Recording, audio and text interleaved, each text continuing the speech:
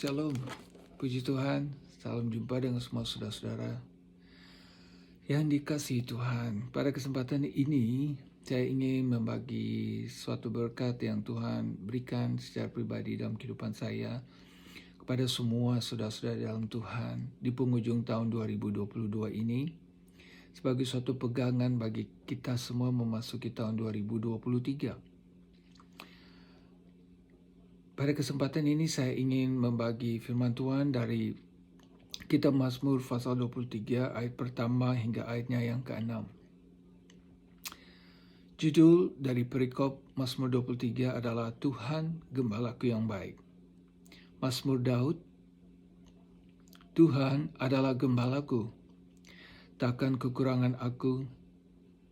Ia membaringkan aku di padang yang berumput hijau. Ia membimbing aku ke air yang tenang. Ia menyegarkan jiwaku. Ia menuntun aku di jalan yang benar oleh karena namanya. Sekalipun aku berjalan dalam lembah kekelaman, aku tidak takut bahaya, sebab Engkau besertaku. Gadamu dan tongkatmu, itulah yang menghibur aku. Engkau menyediakan hidangan bagiku di hadapan lawanku. Engkau mengurapi kepalaku dengan minyak. Pialaku penuh melimpah. Kebajikan dan kemurahan belaka akan mengikuti aku seumur hidupku. Dan aku akan diam dalam rumah Tuhan sepanjang masa. Saudara-saudara yang dikasihi dalam Tuhan, Kitab Mazmur Daud ini sudah sering kita dengar, dikhotbahkan, disampaikan oleh hamba-hamba Tuhan di gereja atau dalam pertemuan-pertemuan ibadah dimanapun. Tapi pada kesempatan hari ini ada satu yang Tuhan memberikan rema yang membuka mata saya pribadi atau kesadaran saya membaca ayat ini, satu berkat baru, yaitu yang terdapat pada ayat yang pertama. Tuhan adalah gembalaku. Dalam Mazmur 23 ini, Daud berbicara tentang gembala. Satu hal yang dia ambil dari pengalaman pribadinya. Mazmur 23 ini tidak difokuskan hanya untuk pemimpin-pemimpin gereja atau hamba-hamba Tuhan, tidak juga untuk pemimpin-pemimpin kelompok sel atau Bible study saja. Tetapi dalam Mazmur 23 ini, ketika Daud mengungkapkan pernyataan ini, Daud bukanlah seorang pemimpin dari kelompok beberapa orang atau ada orang-orang di bawah pimpinannya. Tidak sama sekali. Tetapi Daud benar-benar gembala bagi domba-domba ayahnya. Domba-domba yang dipercayakan ayahnya untuk Daud. Jadi ini bukan berbicara suatu kepemimpinan dari jumlah orang yang dipimpin Daud. Tidak, saudara. Tetapi ini adalah suatu pengalaman pribadi yang Daud rasakan, yang dia ungkapkan dari dirinya kepada Tuhan. Sebagai seorang gembala, Daud memiliki satu tanggung jawab. Yang pertama, menjaga domba-dombanya.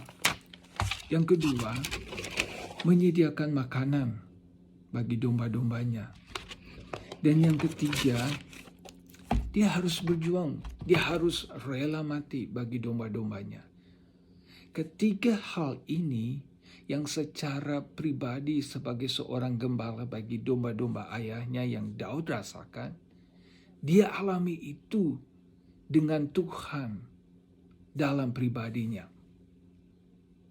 Tuhan menjaganya, Tuhan memeliharanya, Bahkan Tuhan melindunginya.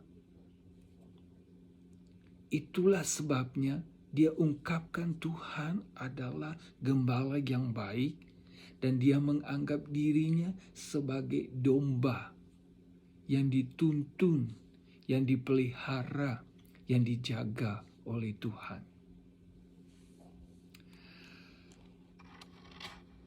Saudara yang dikasihi oleh Tuhan kita Yesus Kristus, Mazmur 23 ini sangat dalam. Kalau kita melihat satu kata yang tadi saya katakan, gembala. Pengungkapan kata gembala dari Daud kepada Tuhan, seperti saya sebutkan tadi, adalah pengalaman pribadinya.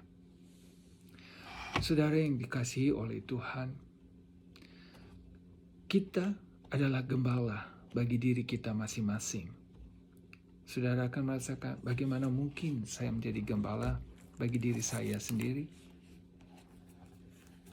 Kalau saudara mengingat kembali sejarah penciptaan Allah, kita diciptakan oleh Allah. Dan dalam kehidupan kita sebagai manusia, kita memiliki tubuh, jiwa, dan roh.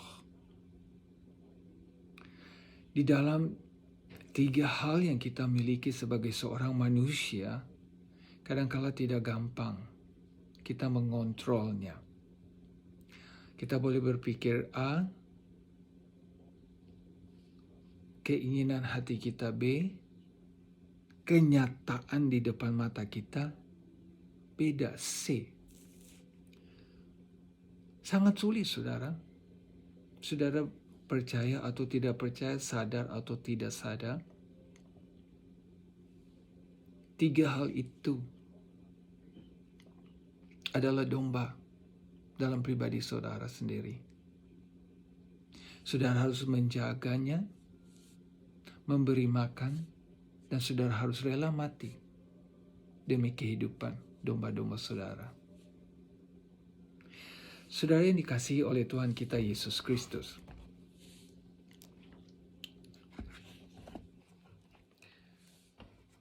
Tuhan adalah gembalaku, seperti ungkapan kepada Daud. Ia menunjukkan apa yang Tuhan telah perbuat bagi dirinya dalam pengalaman pribadinya. Sehingga ketika Daud melihat domba-domba yang dia gembalakan, dia menganggap dirinya sama seperti Tuhan menggembalakan dirinya. Pada penghujung tahun 2022, ada banyak mujizat-mujizat, ada banyak hal-hal yang telah kita alami, kita jalani, kita lewati di tahun 2022. Dan semua keadaan yang kita alami, yang kita jalani atau kita lewati di tahun 2022 ini menjadi suatu pengalaman pribadi kita. Seberapa jauh kita mengandalkan Tuhan dalam kehidupan kita. Tahun 2023, tidak ada satu orang pun yang mengetahui apa yang akan terjadi. Tetapi sebagai seorang gembala yang baik, Tuhan Yesus, Dia tahu yang terbaik bagi saudara dan saya. Sama seperti ketika Allah memanggil Abram keluar dari Ur Kasdim, dan Allah membawa dia ke tanah Kanaan. Tanah yang Allah tahu. Tapi ketika Allah memanggil Abram, Abram sendiri tidak tahu. Tetapi Allah menuntun dia, menjagai dia dalam perjalanannya sampai di tanah Kanaan. Dan bukan suatu perjalanan yang gampang, yang enak, yang mulus. Ada banyak hal, ada banyak persoalan, ada banyak tantangan. Tapi Tuhan beserta dengan Abraham sampai di tanah Kanaan seperti yang Tuhan firmankan. Jadi, seperti yang saya tadi katakan, kita adalah gembala bagi diri kita masing-masing. Bagaimana kita menggembalakan pikiran kita? Bagaimana kita menggembalakan perasaan hati kita? Dan bagaimana kita mengembalakan fisik mata kita yang melihat keadaan di sekelilingi kehidupan kita? Ada beberapa hal yang paling penting untuk menjadi seorang gembala yang baik.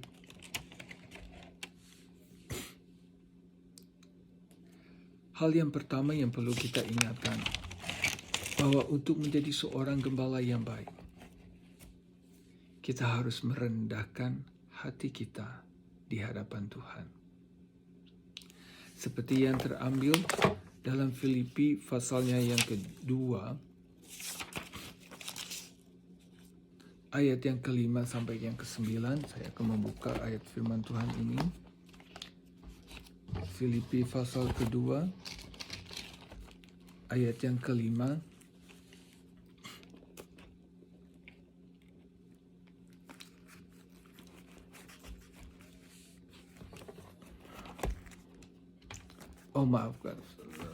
Filipi pasal kedua ayat ke-5 sampai ke-9. Hendaklah kamu dalam hidupmu bersama menaruh pikiran dan perasaan yang terdapat juga dalam Kristus Yesus, yang walaupun dalam rupa Allah tidak menganggap kesetaraan dengan Allah itu sebagai milik yang harus dipertahankan, melainkan telah mengosongkan dirinya sendiri dan mengambil rupa seorang hamba dan menjadi sama dengan manusia, dan dalam keadaan sebagai manusia ia telah merendahkan dirinya dan taat sampai mati, bahkan sampai mati di kayu salib.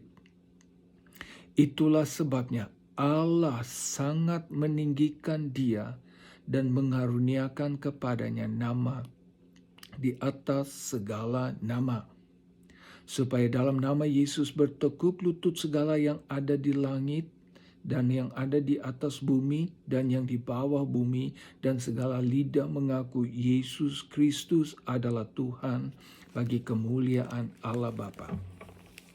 Hal yang pertama untuk menjadi seorang gembala yang baik bagi pribadi saudara atau saya, bagi pribadi saya, pertama kita harus merendahkan diri kita. Merendahkan diri kita itu berarti kita tidak mengandalkan kekuatan yang ada dalam diri kita. Saudara berpikir, saya ada punya banyak uang, saya hidup cukup, tidak kekurangan segalanya, dan sebagainya, dan sebagainya. Gampang. Ada masalah, bisa dihadapi, jalan keluar ada, bisa dengan finansial, keuangan, atau dengan apa yang ada saudara. Kepandaian saudara, kepintaran saudara, pekerjaan saudara. Saudara, sebagai seorang gembala yang baik, kita harus merendahkan diri kita di hadapan Tuhan. Karena saudara dan saya, kita memiliki keterbatasan melihat masa depan kita. Kita boleh berencana, kita boleh mempunyai suatu impian, cita-cita, apa yang kita inginkan di masa depan kita. Tapi hanya Tuhan yang tahu dan sudah melihat masa depan kita. Rendahkan diri kita di hadapan Tuhan. Hal yang pertama. Hal yang kedua, fokus hanya kepada Tuhan. Tidak ada jalan lain yang dapat kita buat. Kita hanya fokus melihat hanya kepada Tuhan. Kalau kita boleh lihat bersama-sama saudara ya, kita buka ayatnya.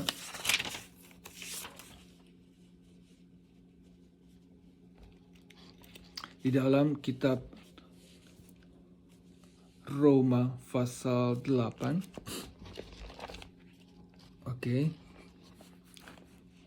Roma 8 ayat 35 sampai dengan ayat yang ke-39.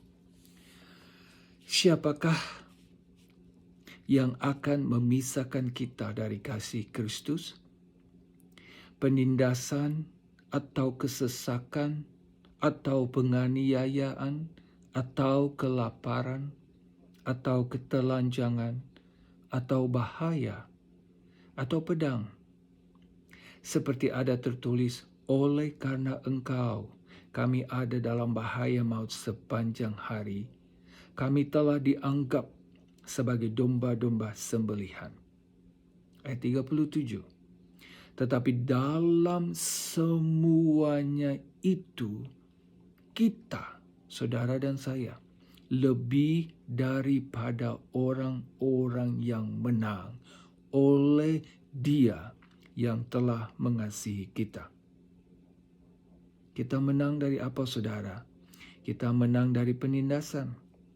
Kita menang dari kesesakan. Kita menang dari penganiayaan. Kita menang dari kelaparan. Kita menang dari ketelanjangan. Kita menang dari bahaya. Dan kita menang dari pedang. Ayat 38.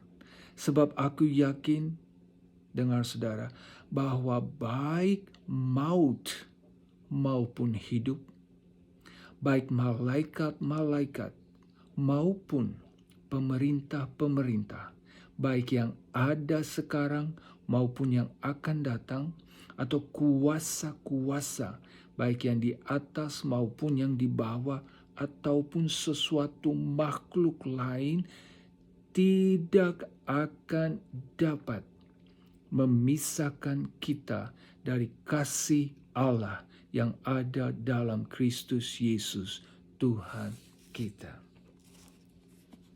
Gembala yang baik. Hal yang kedua, fokus hanya kepada Tuhan.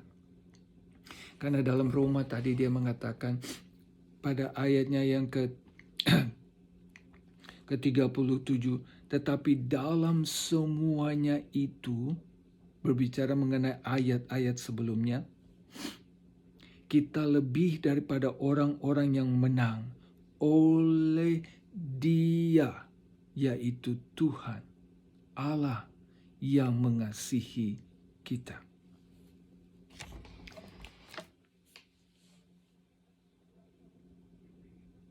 Tantangan ada dalam tahun 2023, bahaya ada dalam tahun 2023, kelaparan ada dalam tahun 2023, penganiayaan ada dalam tahun 2023. Tapi firman Tuhan mengatakan, kita lebih daripada pemenang. Karena apa, saudara? Oleh karena Dia, Tuhan Allah yang mengasihi kita. Sebagai seorang gembala yang baik, tantangan itu ada sudah di depan mata kita di tahun 2020. Kita tidak dapat menyangkali itu. Kita tidak dapat memungkirinya. Tapi kalau sebagai seorang gembala yang baik, gembala bagi diri saudara, ketika saudara melihat semua itu terjadi dalam kehidupan saudara, ingat Tuhan. Fokus hanya kepada Tuhan. Kalau kita boleh melihat di dalam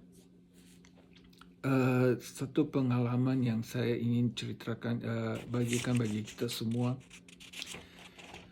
yaitu kalau kita membuka firman Tuhan kembali sebentar. Dalam pertama Samuel 17 ayat, saudara boleh membacanya di rumah saja untuk mempersingkat waktu. Pertama Samuel 17 ayat 45 sampai 46 itu berbicara mengenai Daud di depan Goliat dan tentara-tentara Filistin.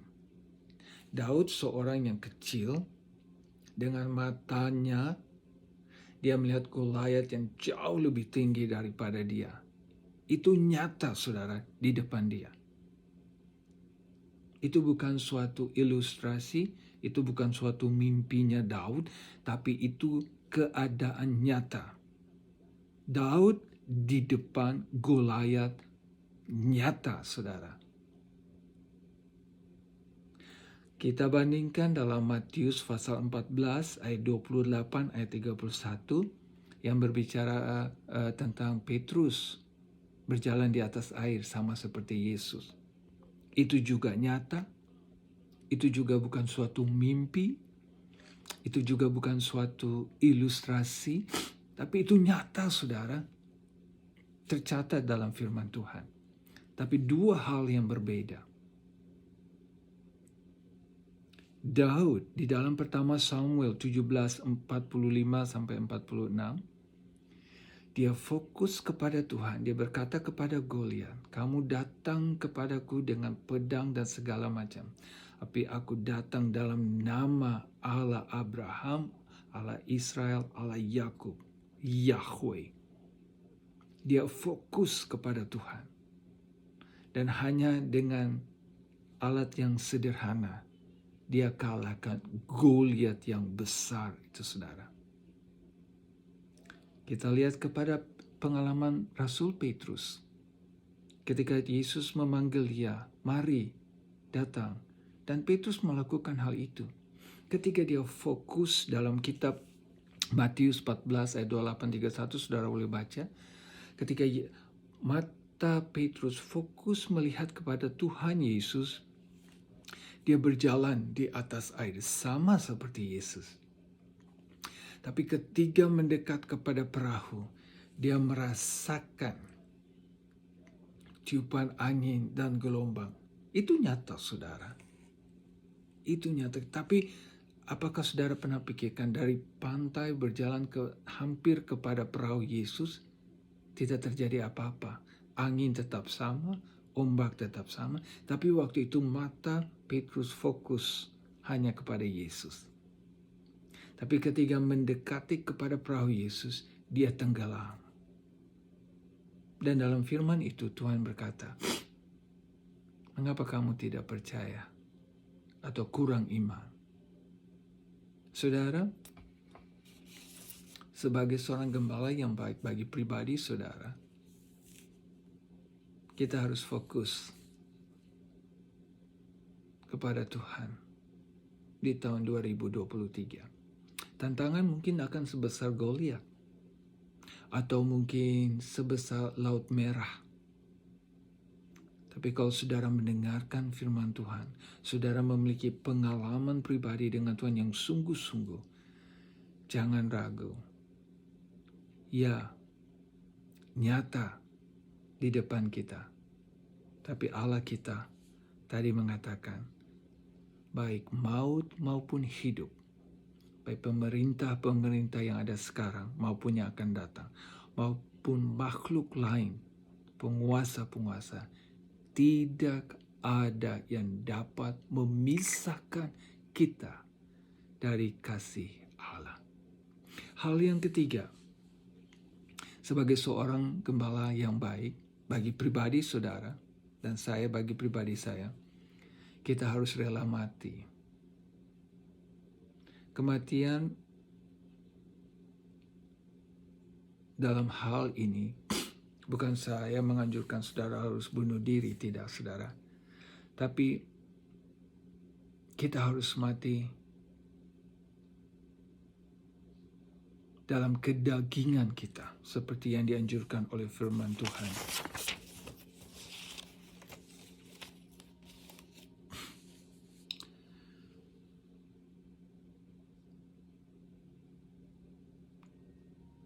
Itu bukan berarti suatu hal yang gampang dan mudah. Saya sendiri mengakuinya, saya sendiri mengalaminya. Tidak gampang, saudara, untuk kita bisa mati bagi kedagingan kita. Tapi kita dapat lakukan sedikit demi sedikit, hari demi hari. Sama seperti Daud ketika dia melihat singa yang datang menyerang domba-dombanya, dia tidak membiarkan domba-domba itu mati. Dia berjuang. Dan perjuangan melawan singa itu bukan suatu yang gampang saja, saudara. Sekuat tenaga dicurahkan yang ada dalam dirinya untuk berjuang membunuh singa. supaya jangan dombanya mati. Seberapa besar perjuangan atau kekuatan yang saudara taruh dalam hidup saudara untuk mematikan kedagingan saudara? Seberapa curahan kerinduan di dalam hati saudara untuk mematikan kedagingan saudara? Tuhan Yesus berdoa di Taman Getsemani berkata, "Ya Bapa, jikalau mungkin cawan ini lalu daripadaku." Kedagingan Yesus secara manusia melihat itu, Golgota sangat-sangat menderita. Tapi Yesus juga harus mati buat kedagingannya.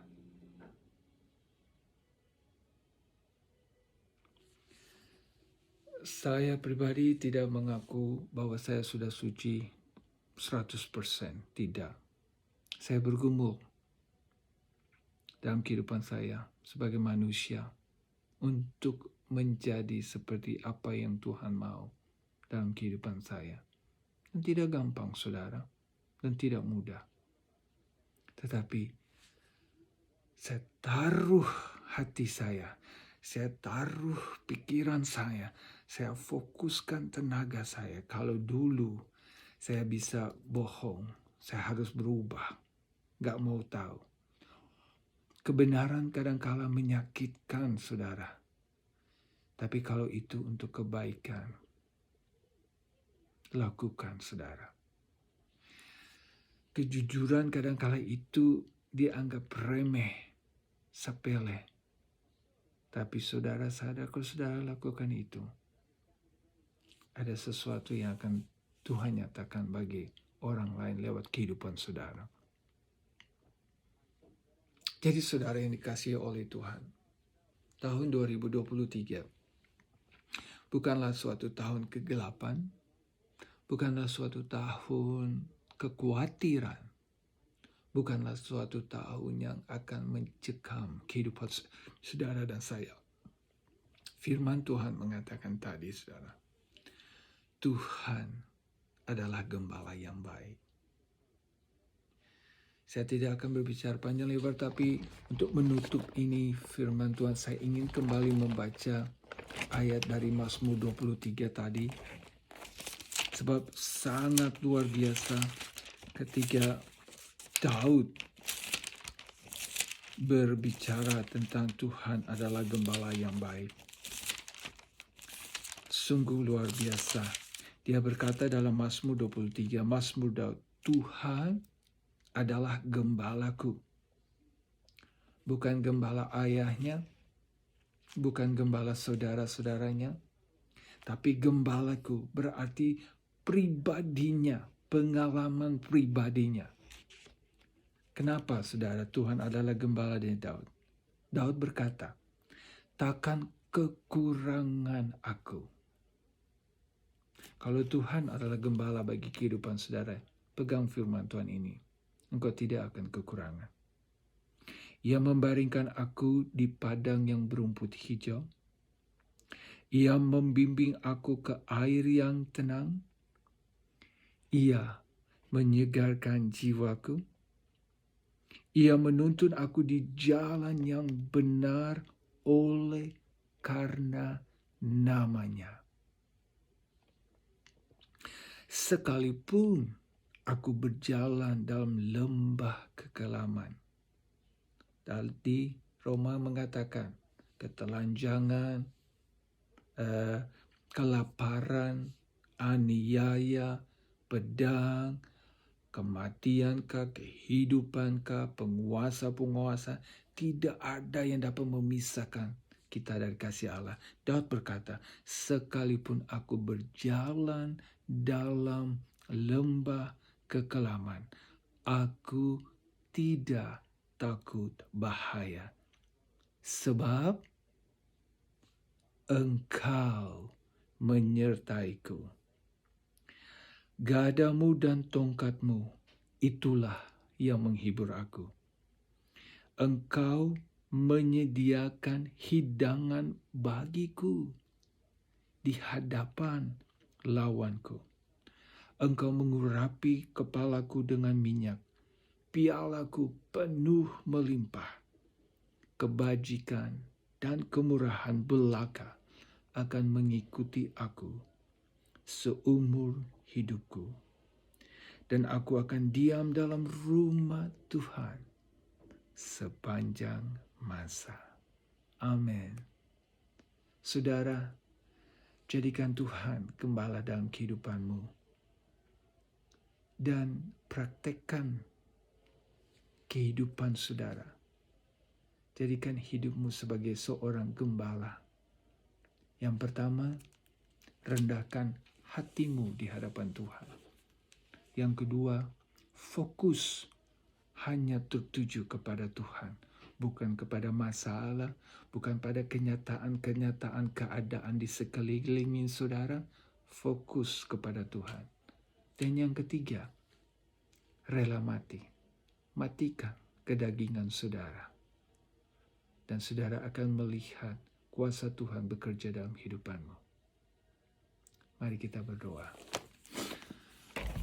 Bapa di surga, hamba bersyukur buat segala kebaikan-Mu, anugerah-Mu, mujizat-Mu, pemeliharaanmu dari awal tahun 2022 sampai di penghujung tahun 2022 ini. Banyak hal yang kami lewati, banyak hal yang kami alami, banyak hal yang kami jalani, tapi Engkau Allah yang tetap setia. Engkau tidak pernah meninggalkan kami. Ada lembah-lembah kekelaman yang kami lewati, tapi kami tidak takut. Engkau tak ada bersama kami. Ada banyak padang rumput hijau yang sudah Kau bawa kami ke sana, Tuhan. Engkau menyediakan hidangan di hadapan lawan-lawan kami. Engkau Allah yang luar biasa. Tuhan, seperti firman-Mu yang sudah kami dengar saat ini, biarlah itu tertanam dalam hati kami, menjadi pegangan bagi langkah-langkah hidup kami di tahun 2023. Kami percaya bersama-Mu ada mujizat. Bersama-Mu ada banyak perkara ajaib yang akan terjadi. Sebab firman-Mu mengatakan tidak ada yang dapat memisahkan kasih-Mu dari kita, Tuhan.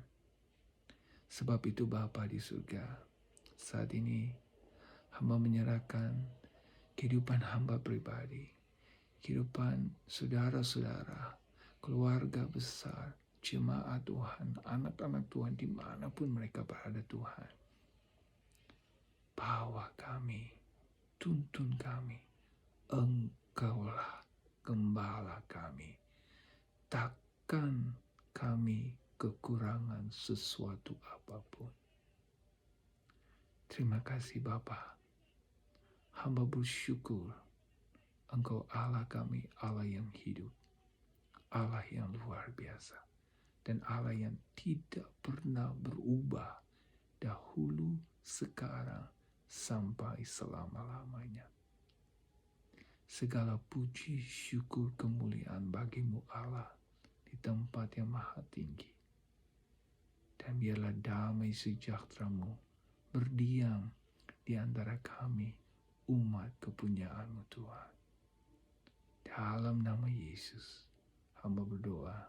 Amin.